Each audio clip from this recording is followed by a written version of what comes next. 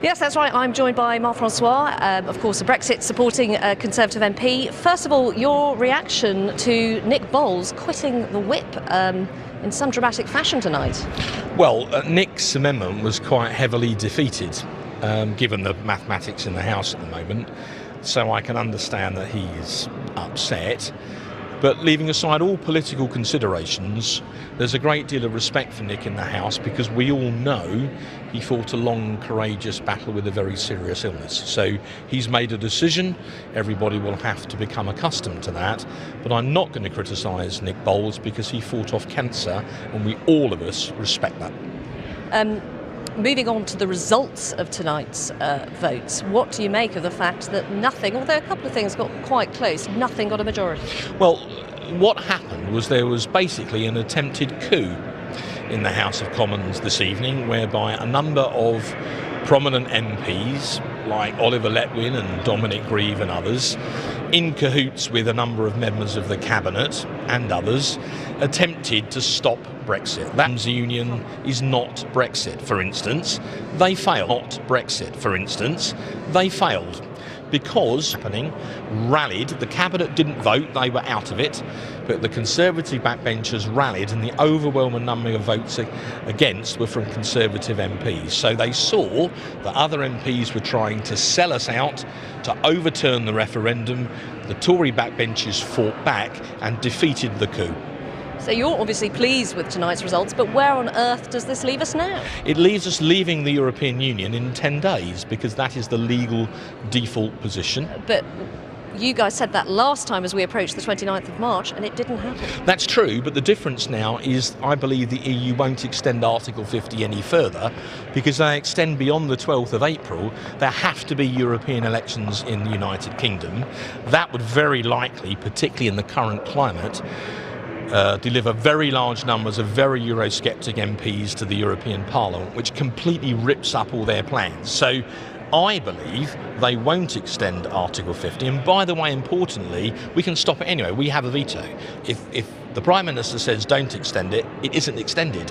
We don't need to do that. We're 10 days away. Let's just do what 70.4 million people wanted and just leave. But say that doesn't happen, and say the government present a choice of perhaps bringing their deal back to Parliament. Meanwhile, other MPs are saying, if that deal doesn't get passed, we will try and further delay Brexit. What will you do if you feel like you are being faced with that choice? Well, MPs tried to sabotage Brexit tonight. It failed. They tried to launch a coup against the British people, but other MPs defeated them to their absolute eternal credit. That didn't work, and in 10 days from now, we are due to leave the European Union, which is what 17.4 million people voted for. At the end of the day, the people are sovereign, not members of Parliament. We don't elect the people, they elect us. We're there to obey their instructions, and they gave us an order to leave. So for God's sake, let's just leave. Well, thank you very much for your time. So some quite different reactions coming out of the Commons chamber tonight. I've been speaking to people who have been proponents of this idea of the MPs trying to take more control. They don't seem to be giving up. It looks like we could be heading for a further round of indicative votes of some form on Wednesday. Thank you very much. Just looking at some of the reaction that's coming in from the chamber this evening. Hilary Benn, who of course sits as the chair of the Brexit committee, saying, is Theresa May willing to request a longer extension to Article 50? That will be, I think, the next step that many are demanding on the Labour benches. And of course, if there is a longer extension, then there will be a debate about taking part in the European elections. And I'm reading that there's real anger on the Labour benches this evening among those who supported Common Market 2.0, the likes of Stephen Kinnock, because he is saying they backed in turn the People's Vote motion and they were looking for support for their softer version of Brexit. But he says that 33 People's Vote colleagues abstained on the Bowles motion and it was defeated this evening by 21. So those 33 that abstained would have made the difference. Let's cross to Chris Mason, who has been also looking at some of this reaction. So Chris, what do you make of that? 4 votes, 4 noes again. Quite, yeah. I mean, there's a real sense, Christian, chatting to MPs of their understanding, having spent a weekend in their constituencies, that the headline inescapably tonight is 4 giant no's in capital letters, and they have spent the weekend talking to constituents who have basically said variations of pull your finger out and get on with it. In other words, coalesce around something. And Parliament yet again has failed to do that. But the frustration for an individual MP is that they are just one individual of 650, and they either have their views or their willingness to compromise around views, but they can't necessarily, particularly in votes that to a greater or lesser extent are free, necessarily cajole others in a particular direction. And all they can do is fall back on a kind of view that their lack of decision reflects the divisions that exist within the country. But ultimately that doesn't get us any further forward. Just picking up, Christy, on the point you made just a second ago about the gaming of results tonight and the frustration around that. I was just chatting to a senior MP just a couple of minutes ago before I came in to sit down in here, and there is real frustration about that when you look at this platter of options, some MPs were inclined to back one or the other, even if they might have been able to live with something that they didn't endorse because they wanted to see a particular option get higher up the pecking order in terms of overall votes. Others, of course, were looking to ensure that their option got the closest to getting an overall majority. So you would, for instance, have people who are keen on another referendum pointing to the Peter Kyle motion tonight, which got the highest number of endorsements at 280.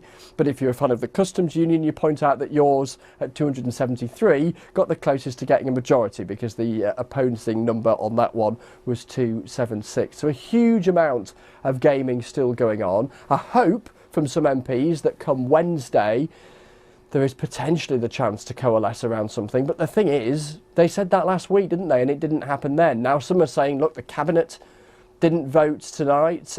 Could the Prime Minister change her mind on that? Well, we know why they didn't vote. That's because the Cabinet is divided on a lot of this stuff. And if they did vote, then those divisions would be exposed in less than glorious technicolor as far as Downing Street is concerned. There are other very small reasons tonight why particular individuals couldn't make it to vote, which some MPs are pointing to. Very small in the grand scheme of things, important personally for individual MPs. Now, on Wednesday, that might be different. But you get a real sense that the various proponents of these arguments are clutching at straws, because even if the numbers changed a little bit, it doesn't look like there would be a solid, sustainable majority for anything. And so you do wonder if any of these options are going to provide the Prime Minister or the government with anything to work with, other than being able to say to those Brexiteers who haven't yet been persuaded to vote for the government's deal that any other option proposed by this Parliament is likely to be a softer version of Brexit, a closer relationship with the European Union than the one the government is advocating. But frankly, that argument has been tried by government whips and others for months on end now, and yes, it's worked to a certain extent. That scale of defeat for the government has come down, but not by anywhere near enough as far as they're concerned if they're going to get this over the line in the next week or so. Yeah, and that is very much what the leaders in the European Council were saying last week, is they're not just looking for a confirmatory vote, they're looking for a stable majority that can take some of these, one of these options through the House of Commons, through the House of Lords, and turn it into legislation. Chris Mason, thank you very much indeed for the moment. Lots from MPs tonight saying that various other sides, other factions in the House weren't prepared to compromise. Let's cross to Jessica Parker. She's got Anna Soubry with her. Yes, that's right. Anna Soubry from the Independent group joins me now. First of all, Anna, Nick Boles resigning the whip, the Conservative whip, in dramatic style tonight. Do you think he's going to be joining you on the Independent group? I don't know, but he'd be very welcome. I mean, I share Nick's values, he shares mine. We both came into Parliament at the same time. He's a sensible, great brain, so much to offer, but he's a sensible, moderate One Nation Conservative who, like I'm afraid the other three of us, found that it's not us that's changed, it's the party that's changed. And I think increasingly there are exactly those sorts of Conservatives who are realising that the party is not only falling to pieces, but actually the future of it, we saw with Dominic Grieve, the vote of no confidence in him is moving to the right, and it's moving to the right at a very, very fast pace. But just to be clear, you didn't have any prior discussions with Nick Boles, you didn't know he was going to do it? No idea at all. Absolutely no. I think everybody was really, you could tell when he stood up, something was going to happen, because he was clearly very upset, as he would be. When you leave your party, especially when you've been elected and you serve your community, but also you've given so much to your party. These are very big decisions, very important decisions. For some people, it's a real trauma almost. I wasn't quite in that category, but for some it is. Moving on to the votes, what did you vote in favour of tonight? So I want a people's vote, and I also voted for the SNP Joanna Cherry's motion, which was all about what would happen in the event of no deal, and we would just stop the whole thing, and rightly so. I couldn't vote for the Customs Union because it didn't have what we call the regulatory alignment, so we get that frictionless trade that our manufacturing sector is absolutely desperate for.